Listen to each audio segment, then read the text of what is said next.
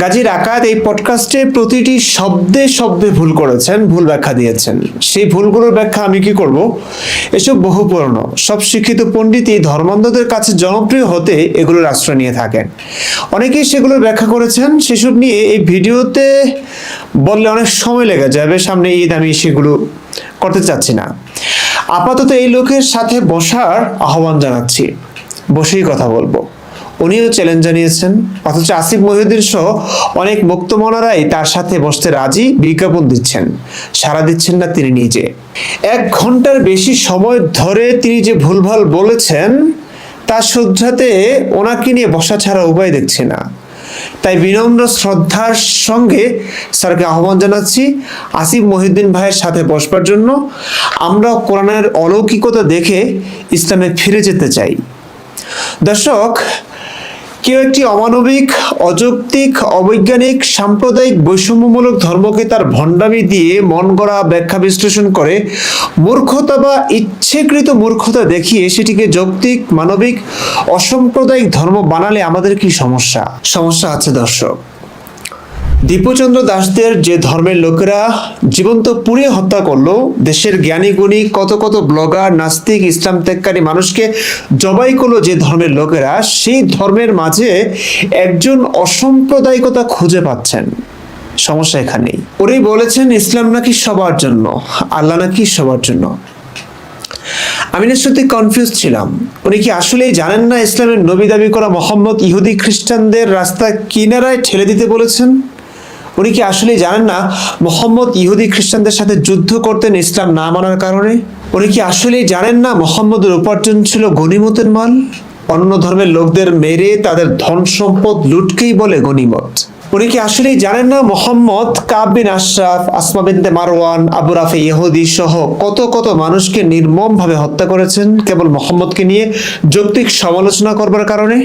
অভিনয়, পরিচালনা, নাচ, গানে ডুবে থাকা মানুষদের ধর্ম নিয়ে গভীর অধ্যয়নের সুযোগ নেই সেটি আমি জানি। তবে কি ওনার চারপাশের পৃথিবীটাকে উনি দেখেননি? দীপচন্দ্র দাসের সাথে কি হয়েছে সেটি দেখেননি?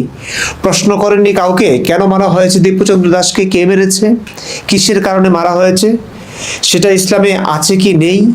এই যে আজ তিনি নাস্তিক থেকে আস্তিক হয়ে একদম দাড়িওয়ালা এক পাক্কা মুমিন ধর্ম ব্যবসায়ীর চ্যানেলেই গেলেন প্রকাশ্যে সদম্ভে, অথচ বিপরীতটা হলে কি তিনি পারতেন?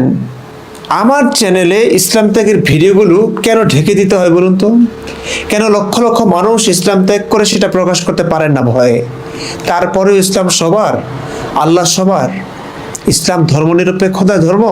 এক জায়গায় তিনি বলেছেন সূরা আহজাবের 27 নং আয়াত বলে তিনি পড়েছেন লোকমানের 27 নং আয়াত। সূরা আহজাবের মোস্ট প্রবাবলি 27 নম্বর আয়াত হবে আমার যতদূর মনে পড়ছে। সেটা বলছেন যে আল্লাহ, পৃথিবীর সমস্ত গাছ যদি কলম হয় আর এই যে সমুদ্র, এর সঙ্গে এই যদি খালি, সেই সঙ্গে আরো 7 সমুদ্র যুগ দিয়ে যদি খালি হয়, তবুও তোমরা আল্লাহর গুণাবলী লেখে শেষ করতে পারবে না, কারণ তিনি শক্তিমান, তত্ত্বজ্ঞানী। This is my point. কিন্তু আশ্চর্য এক ব্যাপার ঘটে গেছে এতে।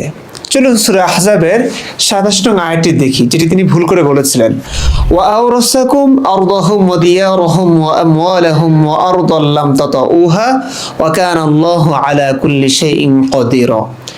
আর তিনি তোমাদেরকে উত্তরাধিকারী করলেন তাদের ভূমি, তাদের ঘরবাড়ি ও তাদের ধন সম্পদের, এবং এমন ভূমির যাতে তোমরা পদার্পণও করনি। আল্লাহ সবকিছুর উপর সর্বশক্তিমান। এতে কি বলা হয়েছে?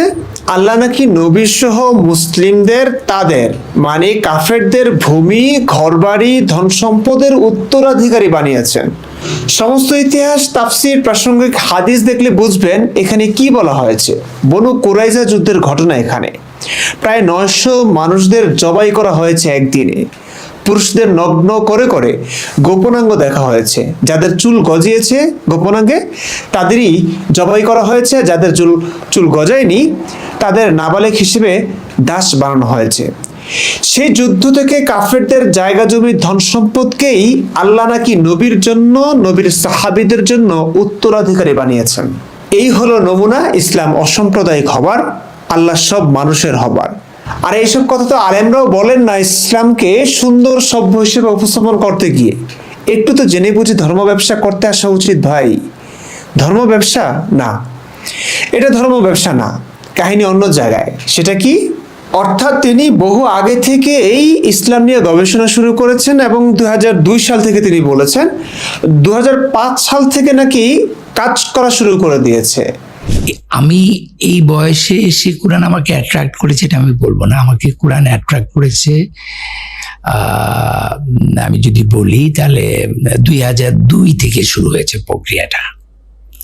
2002 থেকে প্রক্রিয়াটা শুরু হয়েছে, কিন্তু এটা ওয়ার্ক করা শুরু করেছে 2005-06 এরকম, আমি এক্স্যাক্টলি মনে করতে পারছি না।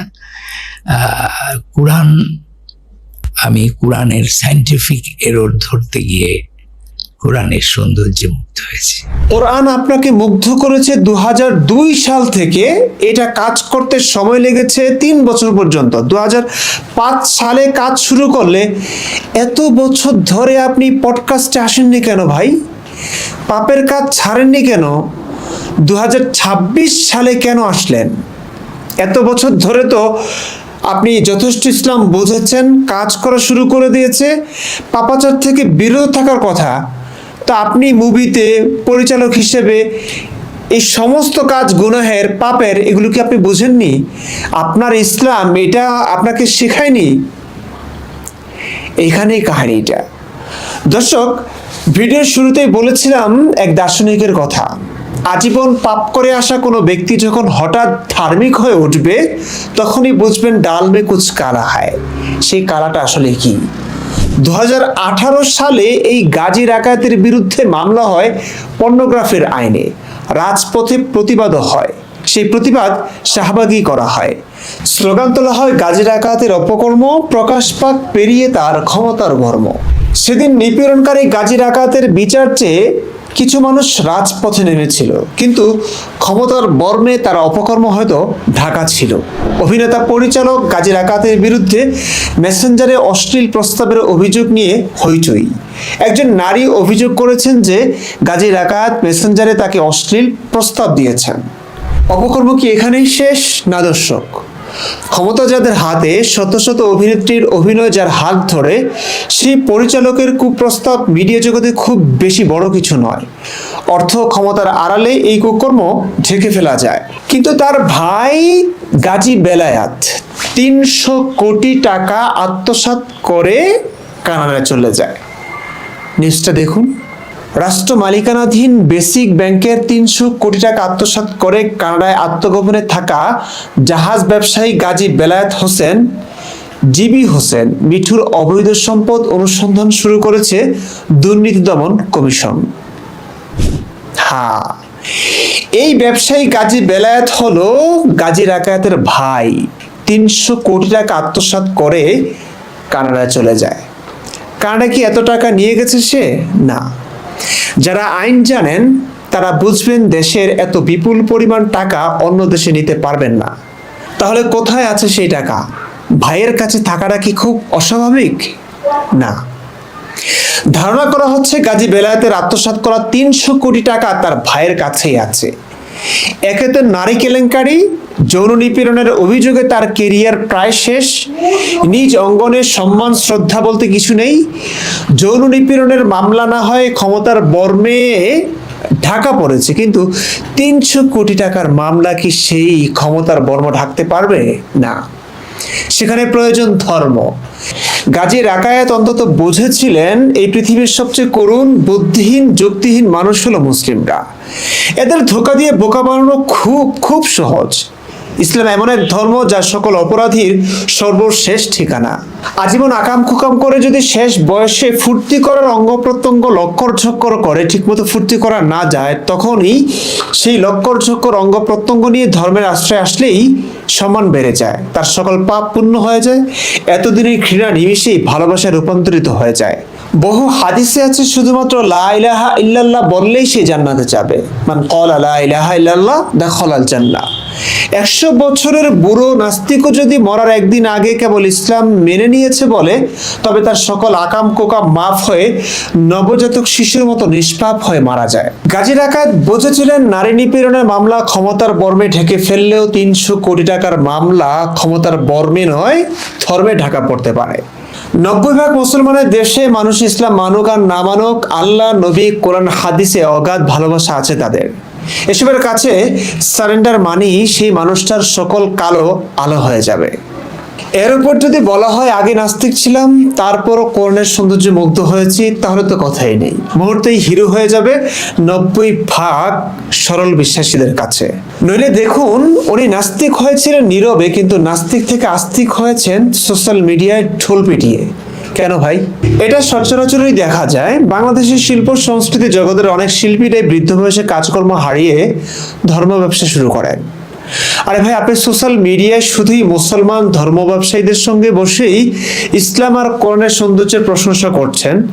যে ইসলাম আপনি ত্যাগ করেছিলেন সজ্ঞানে, সেই ইসলাম গ্রহণের ক্ষেত্রে নাস্তিকদের সঙ্গে ধর্ম নিয়ে যৌক্তিক আলোচনায় বসছেন না কেন ভাই? আসিফ মহিউদ্দিনের সঙ্গে আলোচনায় বসুন, আপনি নিজেই তো চ্যালেঞ্জ জানিয়েছিলেন। আমি চ্যালেঞ্জ করছি পৃথিবীর শ্রেষ্ঠ ম্যাথমেটিশিয়ানদের, ইউ কাম টু মি। আমি তোমার সাথে ম্যাথমেটিক্যালি বসতে চাই। কিভাবে একটি কোরআন এত সুন্দর ম্যাথমেটিক্যালি একটা মানুষ কি করতে পারে কিনা আমি চ্যালেঞ্জ করলাম। তো এবার অন্যরা আসতে চাইলে, বসতে চাইলে আপনি সময় দিবেন আশা করি। আর না হয় জাতি বুঝে যাবে আপনার অপকর্ম ধর্মের চাদরে আবৃত করার চেষ্টা করছেন। সফল কিছু ক্ষেত্রে হবেন, কারণ এটা বাংলাদেশ, এটা মুসলিম সংখ্যাগরিষ্ঠ দেশ। অলরেডি আপনার 60 বছরের পাপিষ্ঠ জীবনের সকল পাপ ভুলে গেছে 1 ঘন্টার কোরআন প্রেম দেখানোতে। কোরআনের অস্পষ্ট বিধানগুলোকে নিজের মতো করে ব্যাখ্যা করে বিজ্ঞানের সাথে মিলিয়ে সরলমনা মুমিনদের অন্ধবিশ্বাসকে আরো বেশি উগরে দিতে পেরেছেন সফলভাবেই। এমন লক্ষ লক্ষ মানুষই ভাববে। একজন লিখেছে, গাজী ডাকাতকে আমি আগে দেখতে পারতাম না, কেন জানি দেখলেই ভালো লাগতো না, এখন প্রশংসা না করে উপায় নেই, কারণ তিনি বুদ্ধিমান। দেখলেন কিভাবে বুদ্ধিমান হয়ে গেলেন? আসলে স্যার, আপনি বড়ই বুদ্ধিমান। ভালো করেই জানেন অপকর্ম ঢাকতে না পারলে ক্ষমতার বর্মে ঢেকে নেওয়া যায় তা ইসলাম ধর্মে। দর্শক, ঈদের আমেজ নিয়ে আছেন, তাই দীর্ঘ ভিডিও করে আপনাদের সময় নষ্ট করব না। এত এত মিথ্যাচার আর পাটপাড়ি করেছেন তিনি এই পডকাস্টে, সেসব নিয়ে বিস্তারিত আলোচনা সমালোচনা সময়ের দাবি রাখে। ওনার পরিচিত যারা আছেন তারা ওনাকে সম্মানের সাথে বলুন যেন আমাদের সাথে আলোচনায় বসেন। আসিফ মহিউদ্দিনের সাথে অন্তত বসতে পারেন। আসিফ ভাই ঘোষণা দিয়েছেন ওনার ভয় লাগলে একজন আলেম নিয়েই বসতে পারেন। ভিডিওটি বেশি বেশি শেয়ার করবার অনুরোধ রইল। যে অপকর্ম ঢাকতে ধর্মের আশ্রয় নিয়েছেন এই লোকটি, এই ভিডিওটি সেই অপকর্ম প্রকাশে সাহায্য করবে।